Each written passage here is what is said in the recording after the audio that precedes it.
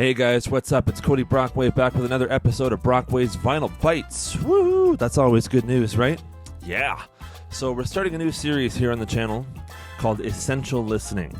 So basically what it is it's going to cover albums that I think are essential listening from specific bands across all different genres of music, whether it's heavy metal, pop, prog rock, rock and roll, maybe hip hop too, But anyway, so today we've started off with the prog rock side of things, and we're going to dig into Jethro Tull. These are 5 albums. Basically, if you're just getting into the band and want to get a good idea of what these guys are about, naturally, Jethro Tull have changed their sound many times over the years. But I think these are 5 essential records. I mean, naturally, any Jethro Tull fan could have picked probably all of them. But these are my 5 that I'm picking for today. So, right off the bat, we'll go Heavy Horses. This is kind of the second in their sort of folk prog thing going on. But it had that classic lineup of Martin Barre, John Evan, Barrymore Barlow, John Glasscock, David Palmer, and of course Ian Anderson.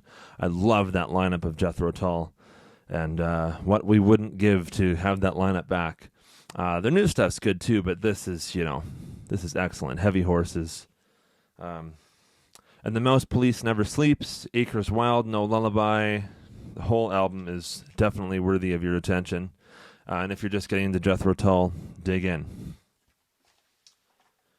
This next one is a lot of people's favorite Jethro Tull album. It's Aqualung. This is kind of like staple Jethro Tull, as is some of the others I'm going to mention here. But again, if you're just getting into the band, Aqualung, the song, Cross-Eyed Mary, Locomotive Breath, Up to Me. This is all. Oh, this is an old copy. I have a new one out there I should have brought, but. This is essential listening. I definitely think that for anyone into prog rock, this is an essential album to own for sure. Minstrel in the Gallery. This is a great album. I love this one. This came out in 1975, and it's got that classic lineup with Barrymore Barlow, Martin Barre, Ian Anderson, and so on and so forth. And the drumming on this is some of the best rock drumming I've ever heard, especially on the title track. If you're a drummer, this is an essential drum album. So is some of the others I'm going to mention too. But excellent. The song, Minstrel in the Gallery, Cold Wind to Valhalla, One White Duck, Baker Street Muse. The whole record is just fantastic, but I cannot shut up about the title track. I just love it so much. Even if the rest of the record sucked balls, that title track is so good. It just so happens that the rest of the record does not suck. It is a very decent album and worthy of being essential listening for Jethro Tull. These are all records by this band that you should own. Benefit. Yeah.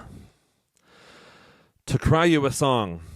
And of course, the Canadian/US version has Teacher on it. But other songs, With You There to Help Me, A Time for Everything, for Michael Collins, Jeffrey and Me. Again, just a fantastic album.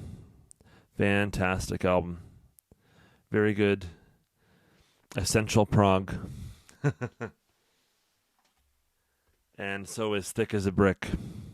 This is probably the album. I mean, Aqualung is the first one I heard, but this is probably the one that said to me when I heard it, it was like, okay, you're going to be a fan now.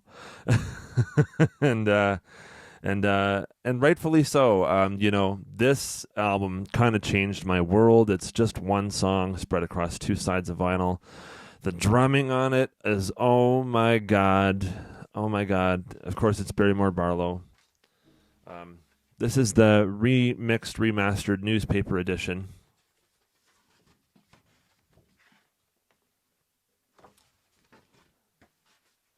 The album basically tells the story of this genius boy. It's some of the best music I've ever heard. It's peaks and valleys, and it's heavy, and it's quiet, and it's heavy, and it's just the whole thing is just so well executed. And absolutely, if you're into this genre at all, this is one of the introductions, I think, for sure.